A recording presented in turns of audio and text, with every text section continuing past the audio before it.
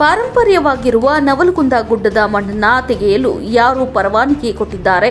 ಅಧಿಕಾರಿಗಳು ಇದರಲ್ಲಿ ಸಿಕ್ಕಿಕೊಳ್ತಾರೆ ಎಂದು ಕೇಂದ್ರ ಸಚಿವ ಪ್ರಹ್ಲಾದ್ ಜೋಶಿ ಹೇಳಿದರು. ನಗರದಲ್ಲಿ ಇಂದು ಮಾತನಾಡಿದ ಸಚಿವರು, ಮಣ್ಣನ್ನ ತೆಗೆಯಲು ಪರವಾನಗಿ ಕೊಟ್ಟಿದ್ದು ಯಾರು ಎಂಬುದನ್ನ ಹೇಳಬೇಕಲ್ವೇ? ಕಾನೂನುಬಾಹಿರ ಮಣ್ಣು ತೆಗೆದಿರುವುದು ಗೊತ್ತಾಗುತ್ತದೆ ಅಂತ ಹೇಳಿದರು.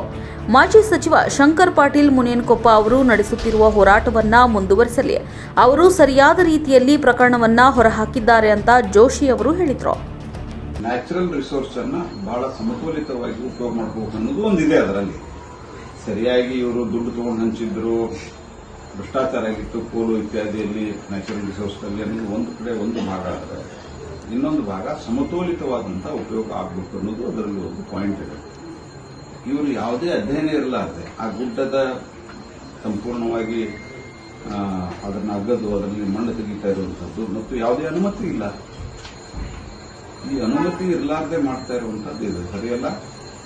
ಅವ್ರು ಅಕಸ್ಮಾತ್ ಅಲ್ಲಿ ಮೈನಿಂಗ್ ಮಾಡ್ಬೇಕಂದ್ರೂ ಸಹಿತ ಕಾಂಟ್ರಾಕ್ಟರ್ ಯಾವ ಮಾಡ್ತಾ ಇದ್ದಾನ ಅವನಿಗೆ ಕೊಡಕ್ ಬರೋದಿಲ್ಲ, ಯಾವ ರೋಡ್ ಮಾಡ್ತಾನ ಅವನಿಗೆ, ಅದು ಕೂಡ ಆಪ್ಷನ್ ಆಗುತ್ತೆ. ಮೈನಿಂಗ್ ಮಿನಿಸ್ಟ್ರಿ ಇದೆ, major minerals R minor minerals option ಆಗ್ಬೇಕು. ಯಾರ ಪರ್ಮಿಷನ್ ಕೇಳಿ ಯಾರ ಆಪ್ಷನ್ ಅವರಿಗೆ ಅಲ್ಲೇ ಒಂದು ರೀತಿ ಗಣಿಗಾರಿಕೆ ಇದೆ. ಗಣಿಗಾರಿಕೆ ಮಾಡಲಿಕ್ಕೆ ಯಾರು ಪರ್ಮಿಷನ್ ಕೊಟ್ಟಾರ? ಈಗ ಉತ್ತರ ಹೇಳ್ಬೇಕಲ್ಲ. ಆದ್ದರಿಂದ ಯಾರ ಕೋರ್ಟ್ಗೆ ಹೋದ್ರೆ ಅಧಿಕಾರಿಗಳು ಸಿಕ್ಬಿಡ್ತಾರೆ. ಹೀಗಾಗಿ ನಾನು ಅಧಿಕಾರಿಗಳಿಗೆ ಎಚ್ಚರಿಸಲಿಕ್ಕೆ ಬಯಸ್ತೀನಿ, ಇದು ತಕ್ಷಣ ನಿಲ್ಲಿಸ್ರಿ ಮತ್ತು ಸರಿಯಾದಂತ ಪ್ರೊಸೆಸ್ ಅನ್ನು ಫಾಲೋ.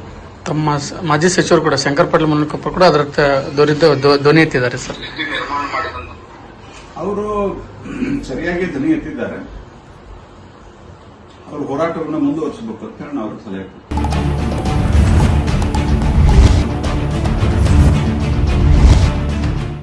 ನೀವು ನೋಡ್ತಿದ್ದೀರಾ, ಇದು ನ್ಯೂಸ್ 88 ಕನ್ನಡ, ಸುದ್ದಿಯ ಜೊತೆ ಸದಾ ನಿಮ್ಮೊಂದಿಗೆ.